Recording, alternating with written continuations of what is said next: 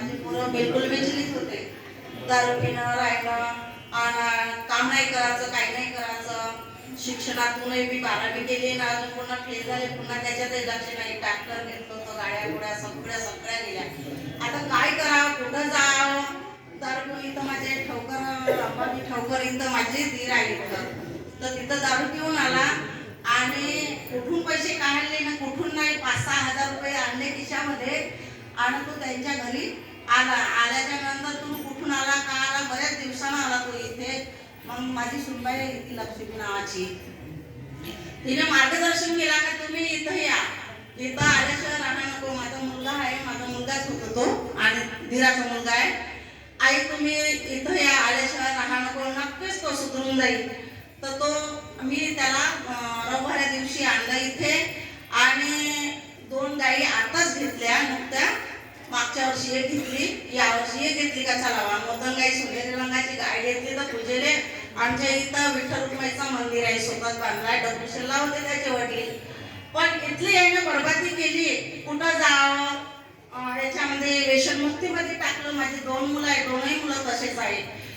व्यसनमुक्तीत टाकलं, का करावं काही नाही. असं घरी देवळातून आलो, हरिपाठ होते आमचा.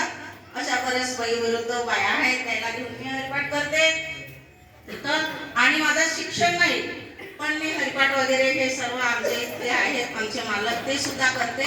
आणि विठ्ठल रुक्माई आहे ते पंढरपुरातून आणले. त्याचा मंदिर आता काय करावं, आपल्या जीवनाचा उद्धार म्हणजे तिथं मंदिर बांधला. गावसो तिथे गाव आहे आमच्या उमरेड जवळ, तिथे मंदिर बांधलाय. तिथे मग आता लोक विरोध करायचे का, प्रत्येक लोक का ते मंदिरच बांधायचे का, तर आम्ही सर्व गावासाठी म्हणून बांधला. पण ते 2 लोक 3 लोक असे पहिल्या वेळेस तो तसाच होते.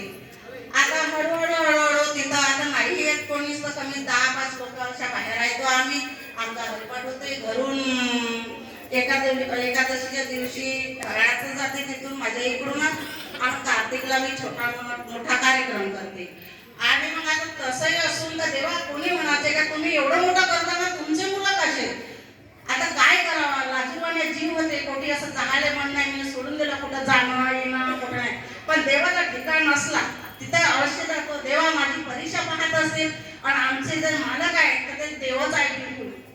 मग आता कसं करावं. मग सुनबाईने रोज फोन करायची, आजही फोन केला, तुम्ही या तुम्ही या, तुम्ही आल्याशिवाय नक्कीच हे सुधरून जाते. तर एक गाय आमची दूध नाही तिथे लाथा मारायची. कालच बाटलीवर दूध उडवून टाकलं, काय करायचं. मग रात्री नुकता केला तर तिनं गाईला दूध दिलं. आणि जे गाय होती तिनं छोटासा कोरा दिला होता तिनं. आमच्या घरी मुलीच आहे, पण गाईला मुलगा झाला.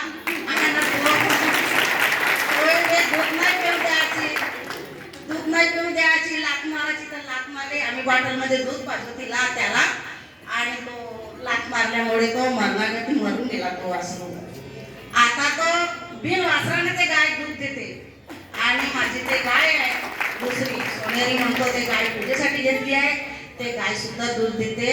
आणि माझ्या पोराला मी आता वरण लागली थोडीशी. आता आलाय तो, आई म्हणे आई मला तांदळाचा कट्टा द्यायचा आहे.